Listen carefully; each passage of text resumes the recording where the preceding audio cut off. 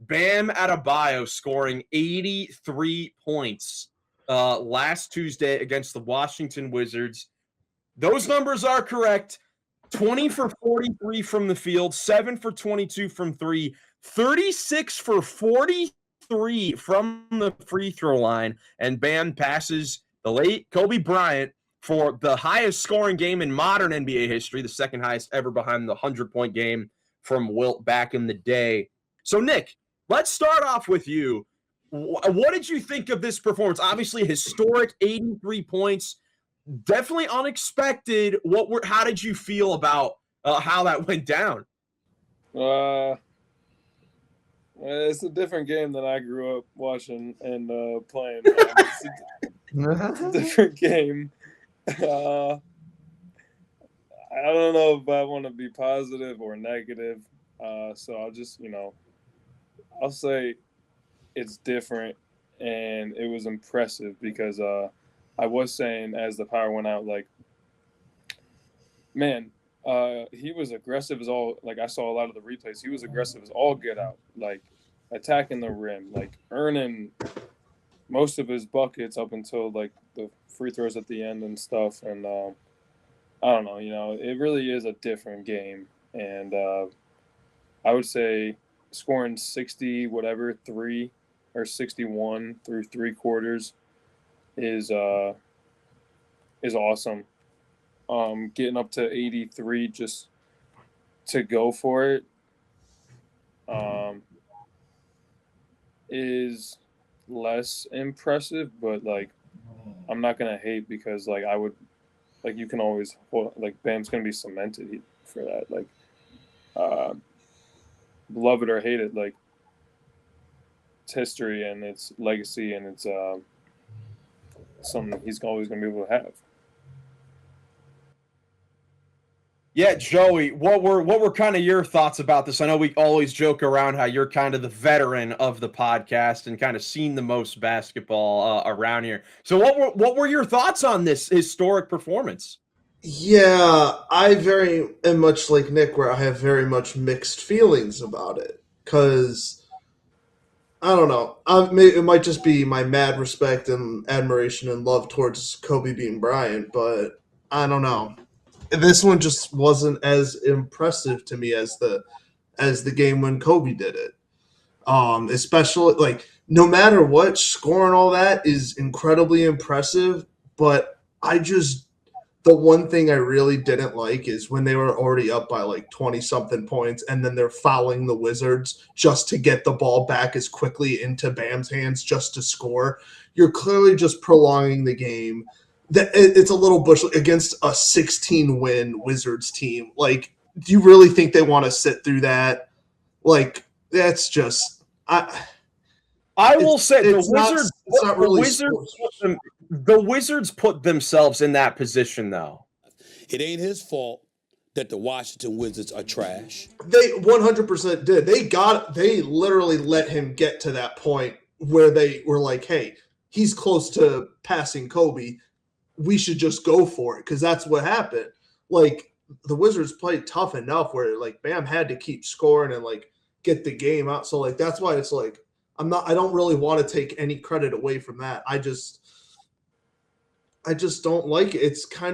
It's super boring. Like we talk about it like end of games in general. It's just the foul game and it's just not basketball. It just doesn't look good. It prolongs it makes like the last 20 minutes it feels like.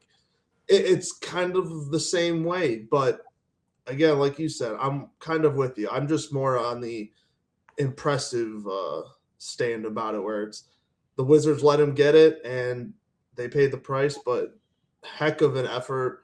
Way to be aggressive, Bam, and congrats. Ben, what are your thoughts on this?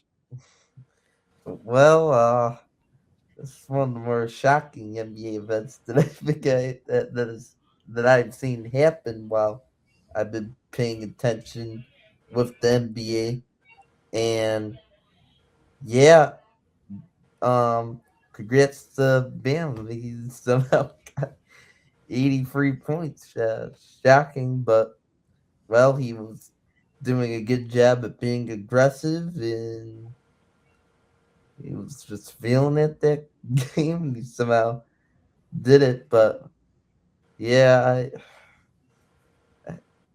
Bam was like not totally the guy, I was like, expecting like in the NBA we have the day to like do something like this, I would have thought, oh, maybe Luke Doncic or Donovan Mitchell or Anthony Edwards or want to be someone like that one day, but no, Bam, and yeah, the Heat, they were fouling the Wizards, of course, like Joey said, and helped create an advantage for the Heat. And with that, which, it's fine with trying to get the record, but, I would say, like, yeah, the Kobe one was more impressive because, I mean, he really just earned that. He just really went off, and there wasn't, like, a whole bunch of fouling. Like, it was kind of a goofy game, though, that one, but